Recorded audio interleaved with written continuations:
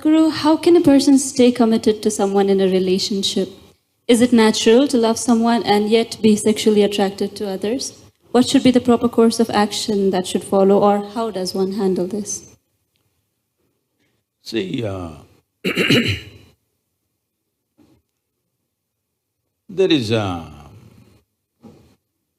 psychological integrity, there is emotional integrity, but there is a biological integrity also. Integrity does not mean morality. Integrity means you create a situation where it works best for you. So when we say integrity, suppose I say, there is a certain integrity to my body, this means it's strong and resistant to a whole lot of things, isn't it? It doesn't mean I'm morally stuck in something. So I'm talking about… I want you to understand the word integrity in that context. We're talking about integrity in terms of strength of this life. So if that is the thing, is it true? Do you remember how your great-great-great-great-great-grandmother 10 generations ago looked like? Do you remember? No. But her nose is sitting on your face. Yes or no? Body remembers, isn't it? Body remembers your forefathers 1,000,000 years ago. Yes or no? So what you're calling as my body is a heap of memory, isn't it so? Yes. Memory or no? See, now from Nepal you came to Shillong, you eat a lot of this Meghalaya food, your features won't change because your body remembers what is your genetics, no matter what. Or you start eating, let's say, cow's food or dog's food, your body will not get confused and become a dog or a cow because there is evolutionary memory in this. Do what you want, it never gets confused, isn't it? You start thinking I'm a dog and start barking like one, still the body won't change. Yes or no? Mentally you can, but body has such a deep-rooted memory. So this entire body, what you have, is essentially a certain integrity of memory. If that loses that memory integrity, then you will see it will become vulnerable to so many things. Now, the nature of the body is such that anything that you touch with a certain level of involvement will naturally absorb that memory. Not mentally, physically it'll absorb that memory. Traditionally in this culture, we call this runanubandha. You heard of such a word? Runanubandha. What this means is physical memory that you gather.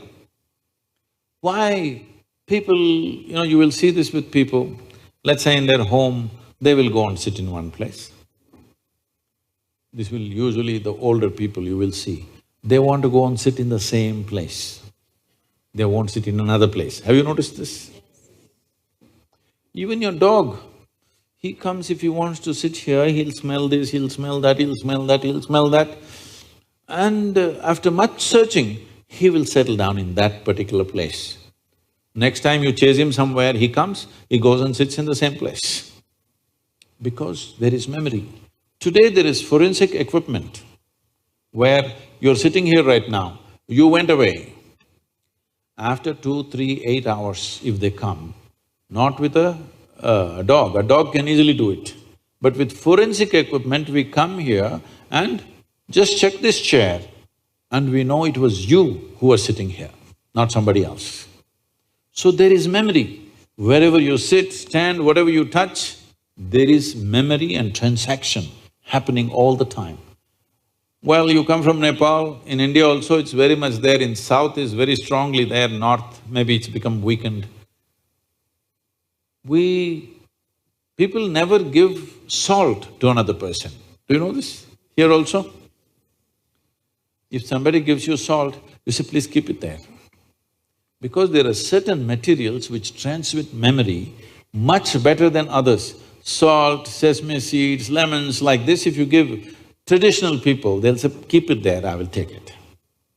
Because they don't want to develop runanubandha with you.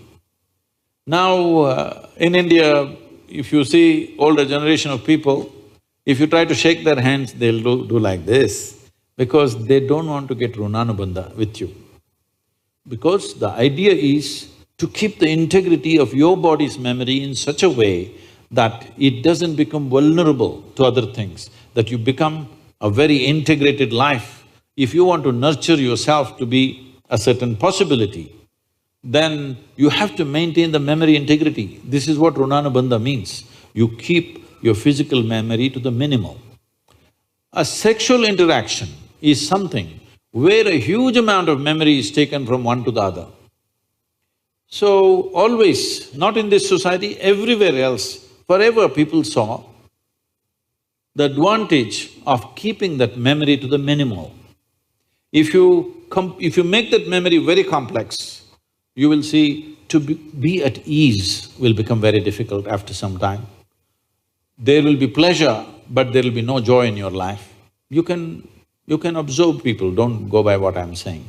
You can observe people, they will have pleasure, they will giggle all the time, but you look at them, there is no joy in them, there's no ease. Because the ease will go away with excessive memory. This is not only with sexuality, there are many other things that you do like this. Right now you see this very much in the Western societies. Wherever I go, especially in America, people will come, Sadhguru, where is my hug? I say, it must be with you. Why is it with me? It is not like at a certain moment when you feel close to somebody, you hug them.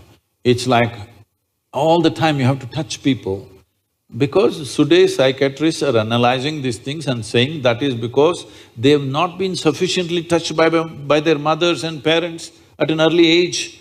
When they grow up, they're desperately longing to touch somebody all the time. All these things have a serious impact on one's life. How much physical contact when the child is born, this will determine how much physical contact they will long for later on.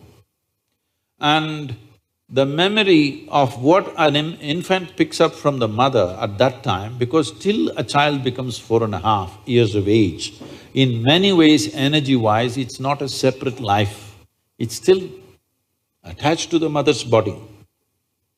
Actually, if by nature if people go till then, they must be drinking the mother's milk and connected up to 4.5 years, that's how naturally it was.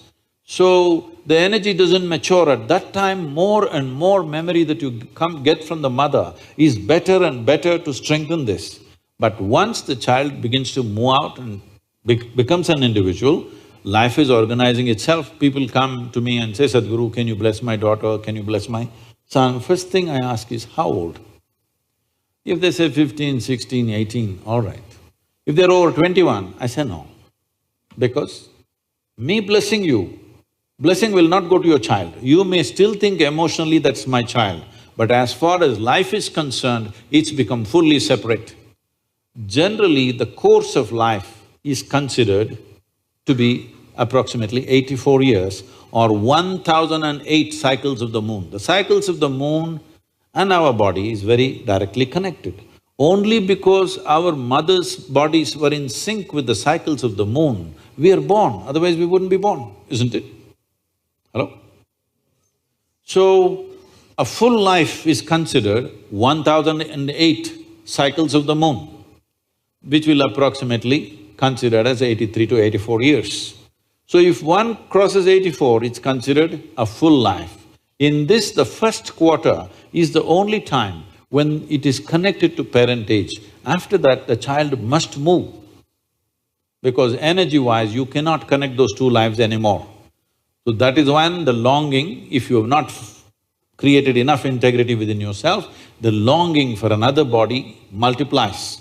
Even though the hormonal phase may be higher between 15 to 20, the longing to bind and bond with somebody increases after 21 years of age, because unknowingly you're like a satellite who fell off the main mother.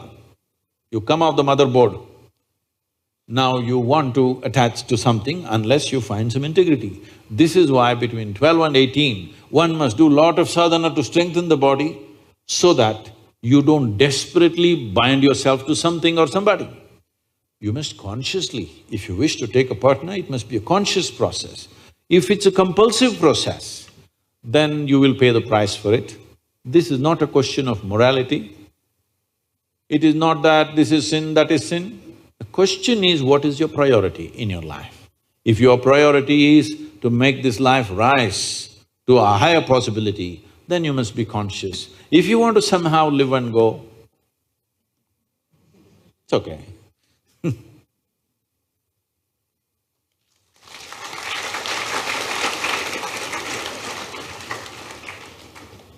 Thank you, Sadhguru.